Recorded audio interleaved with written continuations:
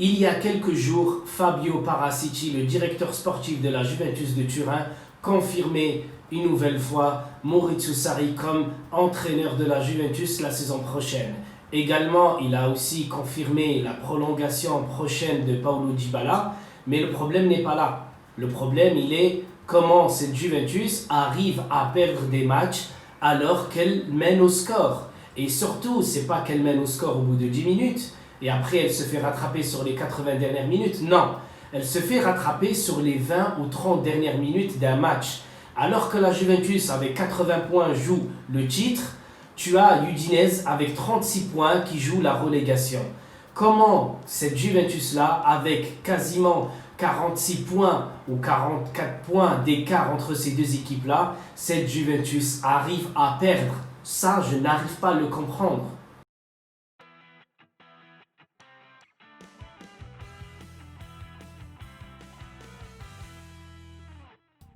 30 victoires, 8 nuls et 7 défaites. Voilà le ratio de Maurizio Sarri avec 67% de victoires. Mais ce n'est pas 67% de victoires contre que des grandes équipes. Non, la Juventus, malheureusement, elle perd aussi face à des équipes dites très très faibles.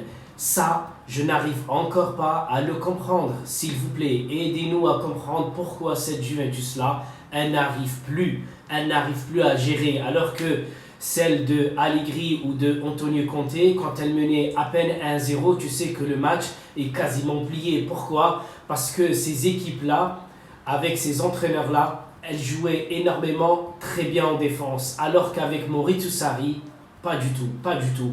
Tu achètes des joueurs très très chers en défense, tu investis énormément d'argent, tu investis énormément de temps, et cette Juventus-là est très très fébrile. Je commence même à m'inquiéter face à l'Olympique Lyonnais.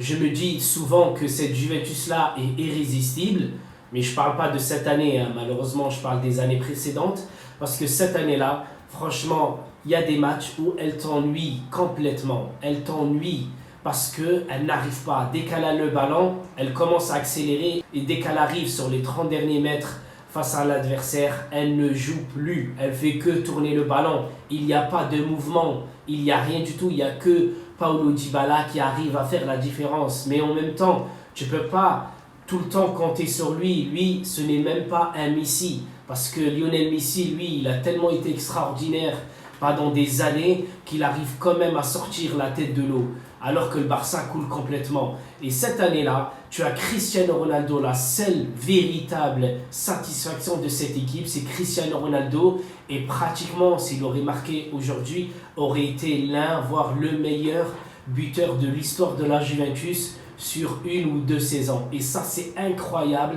qu'un joueur de 35 ans qui arrive dans un club comme la Juventus peut battre ce record-là. Je ne dénigre pas Cristiano Ronaldo, mais je parle de la Juventus elle-même.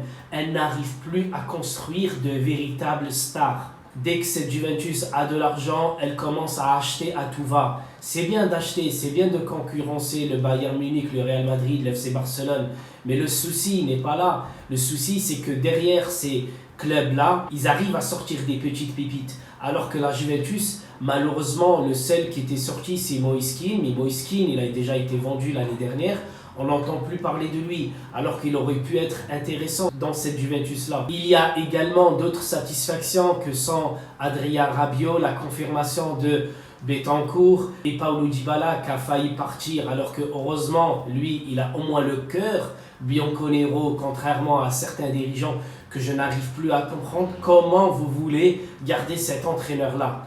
Je l'aime bien, c'est vrai, mais au-delà de quelques matchs très corrects, le problème c'est qu'il y a trop de défaites, mais quand il y a des défaites aussi faciles face à des petites équipes, ce n'est pas normal. Là, ça montre que le club, l'effectif, n'est plus en confiance. Et ça, c'est grave. Là, tu as de la chance car il te reste que quelques matchs pour gagner le championnat. Mais le problème n'est pas là, c'est que tu as la Ligue des Champions derrière. Et si la Ligue des Champions, tu te fais éliminer dès les huitièmes de finale, même si cette Ligue des Champions de cette année est vraiment à oublier, peu importe qui va la gagner, même si c'est la Juventus qui la gagne, je ne serai pas le plus heureux des fans de la Juventus. je l'aime pas cette Ligue des Champions. Il n'y aura déjà pas de Ballon d'Or, mais voilà, je n'arrive pas à comprendre cette Juventus. Les amis, j'espère que j'ai tout dit ou presque. Je ne préfère pas m'attarder là-dessus parce que je me suis ennuyé pendant toute la première mi-temps. Et j'attends demain, j'espère faire un live dès 18h si tout va bien, 18h, 18h30, voire 19h. Si tout se passe bien, je vais faire l'annonce bien avant. Comme ça, on sera au rendez-vous pour parler de cette Juventus. Mais voilà, cette Juventus là, encore une défaite, je suis désolé. Je sais pas quoi dire, je n'ai pas vraiment les mots. Allez, je vous dis, ciao ciao.